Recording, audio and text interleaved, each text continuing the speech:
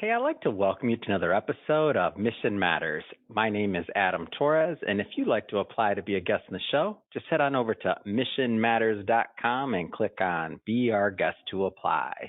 All right, so today's guest is Lisa Hutter, and she is a partner over at Iron Oak Wealth. Lisa, welcome to the show. Thanks for having me, Adam. All right, Lisa. So we're going to talk about one of my favorite topics today. We're going to get into talking about financial planning, why it matters, and what people can do. And I got a whole lot of questions about that, but we're going to start this episode the way that we start them all with what we call our Mission Matters Minute. So, Lisa, at Mission Matters, our goal and our aim is to amplify stories for entrepreneurs, executives, and experts. That's what we do. Lisa, what mission matters to you? Well, Adam, I'll tell you, I have a lot of missions that matter to me, but the one we're talking about today is a really important one. My mission is to support people in learning about financial matters and how to plan to achieve their goals. Because, there's so many opportunities to save for retirement, education, for a new home, for your loved ones, for charities. But a lot of folks just don't know all of the pathways, or they've not had a coach who could work with them to purposely execute on achieving those goals one step at a time. So I really love empowering others, sharing tools and resources to allow them to get things accomplished. And there's nothing more amazing than when it winds up even better than they could have imagined. Where did this concept or this thought process of wanting to help people, like with their finances in general, like where'd that come from for you? I will tell you that sort of deep down, I've always loved helping people. I do believe that I get that from my grandfather. That's who he was. I was very close to him. And as the story goes, he used to deliver coal in the winter and ice in the summer. And that's amazing. Often said, amazing, right? And it was actually often said that sometimes on a cold night, the other men would come home on horseback and they would have their blankets around their shoulders, and my grandfather would have his blanket on his horse. And it's just a really terrific story that brings out what was important to him and what I was raised with. And so what's important to me is helping others, and that financial piece just has so much impact, and I've seen it in so many various ways. And because of my background as an attorney, as a wealth planner in executive leadership with taxes and finance and budget and investments, it's really the one place where I can help make a huge impact and see a big difference in people's lives. Talk about like the industry as a whole. Like you mentioned being an attorney and otherwise, like what led you specifically to like thinking about, I want to, as you, obviously your knowledge and your acumen grew to saying, you know what, I want to help people with financial planning. Like where'd that come from? It's funny. I took a class in law school. In my second year of law school, we had income tax, and we had one class on estate planning. And I remember walking out of the class and saying, "That's what I want to do." And really? My boyfriend at the time, you were hooked from the beginning? That's interesting. Go ahead. It's amazing. From the beginning. And my boyfriend at the time said, "You're crazy." It was 1 hour. And before that, I wanted to become a district attorney. So, criminal law to estate planning, what? And I just said, I don't know, there's something really cool about, the tax law and helping to plan around it and being strategic about it. And then I found myself at a big accounting firm because I wanted to learn the accounting and tax side, and then eventually got into the trust world, served as sort of a player coach, as a manager, and as a client advocate, managed teams of planners, got into financial planning, and then several years ago said, you know what, I really, really love helping clients. I helped a lot of advisors build books over the years. Now I want to build my own, and I want to just take care of my own clients. And so that's sort of how it evolved and where we are today. Why do you find, and obviously you've been doing this for a while now, why do you find that, and this is one of the things, so just a quick background, I know my audience knows this already, my long-term listeners, I should say, but I was in finance for almost 14 years. I started in the, IRA department of Raymond James when I was 16, and I was just, worked my way up. And so I was a financial planner, you name it, the license, everything else for a long, long time.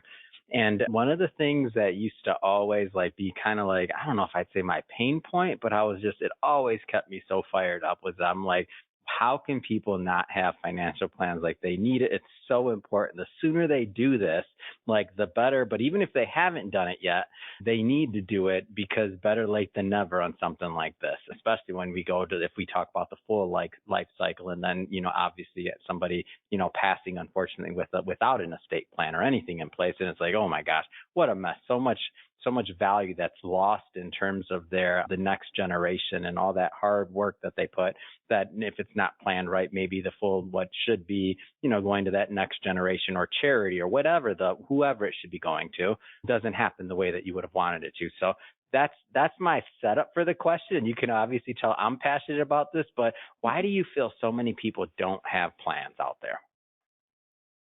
I really think it comes down to, it seems really daunting. A lot of folks don't think that they can achieve their dreams. They think that there is such a wide gap between what they have built or what they have today and what they want to achieve. And I've had many conversations. I have a client who, when she first came to me, she said, my prior financial advisor told me I would never be able to retire.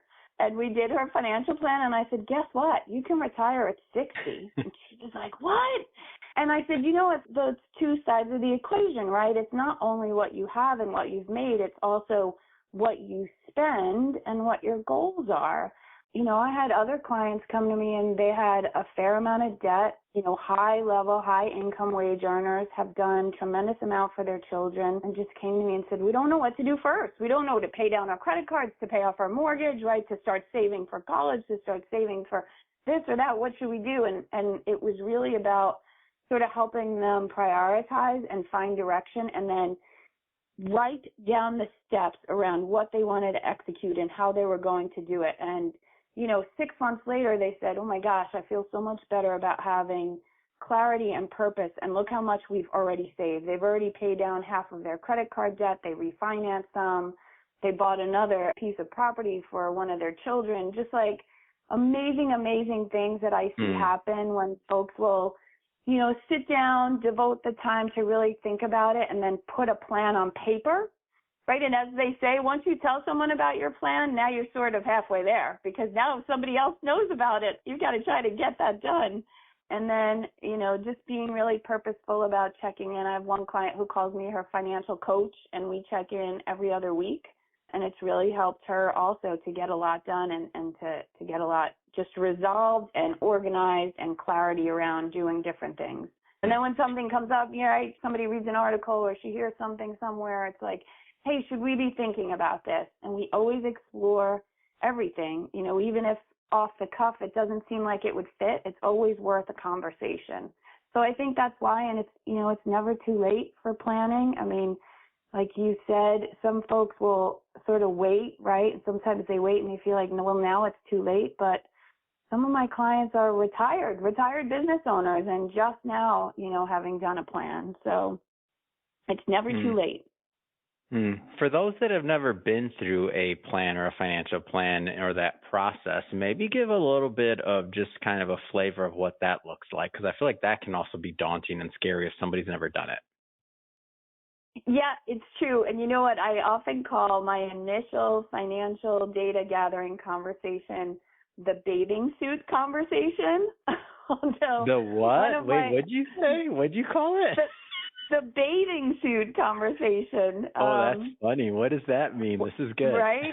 One of my clients said, actually, I'm going to call it the birthday suit conversation because I get to know so much. I said, look, I'm going to ask you a lot of really personal questions, right? And I know there's been studies done that one of the topics that people are very uncomfortable talking about, sometimes the primary topic they're uncomfortable talking about, is finances.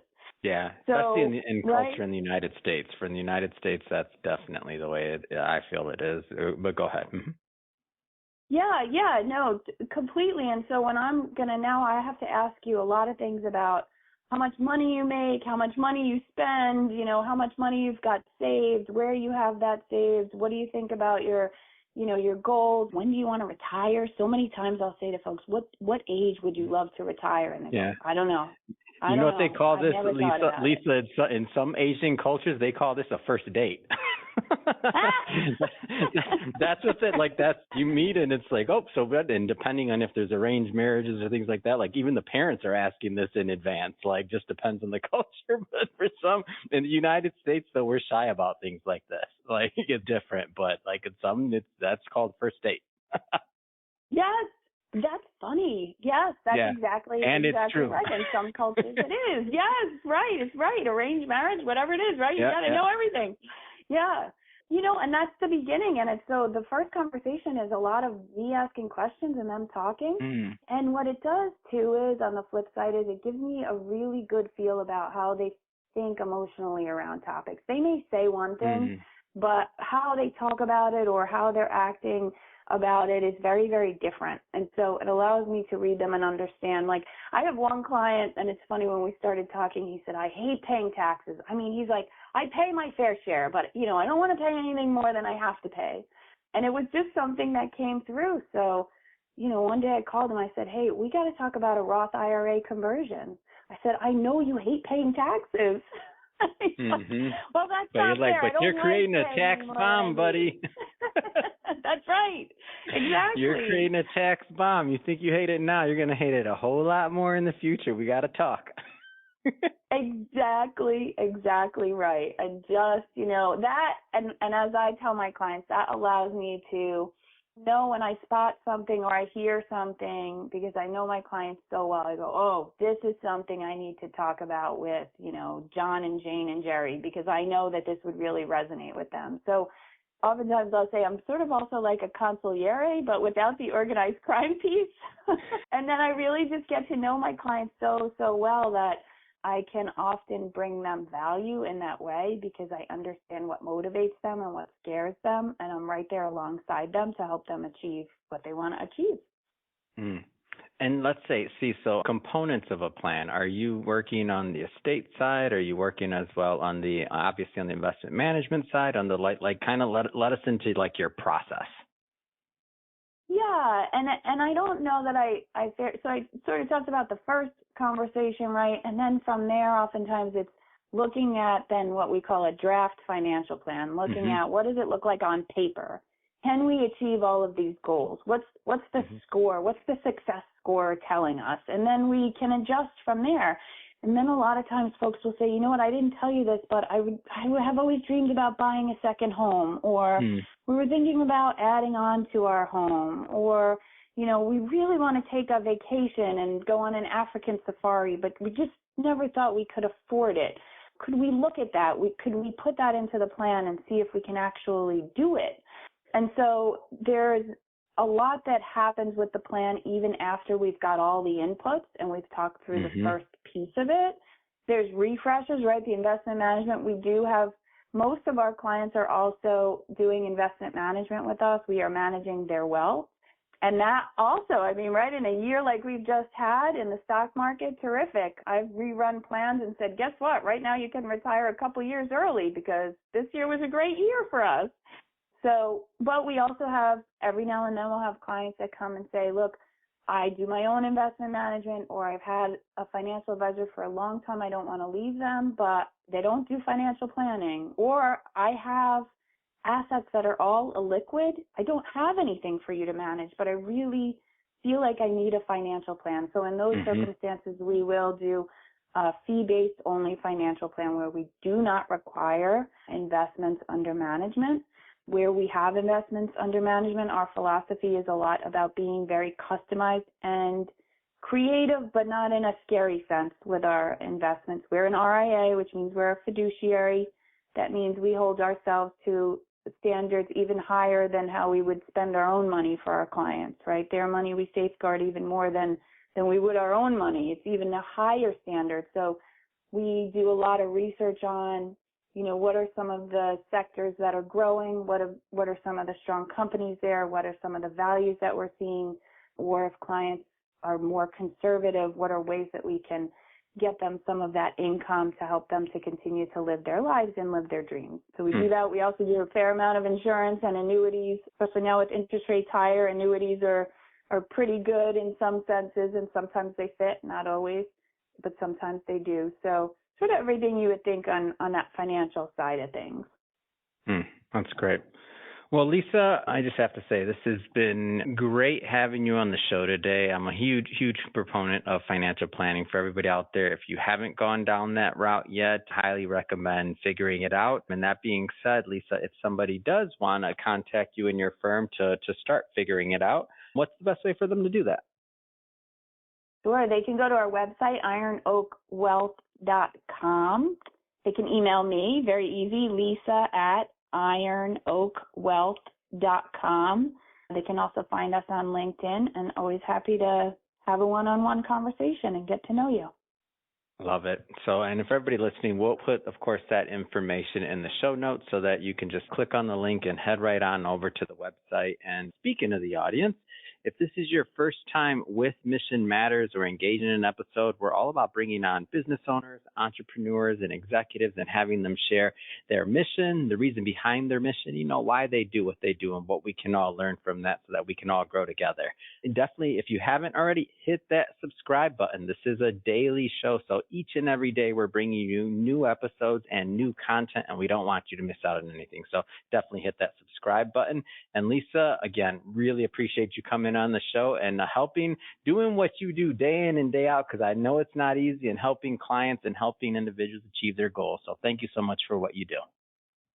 Thank you, Adam. Thanks for what you do. Thanks for always inspiring us to be better people. I appreciate you.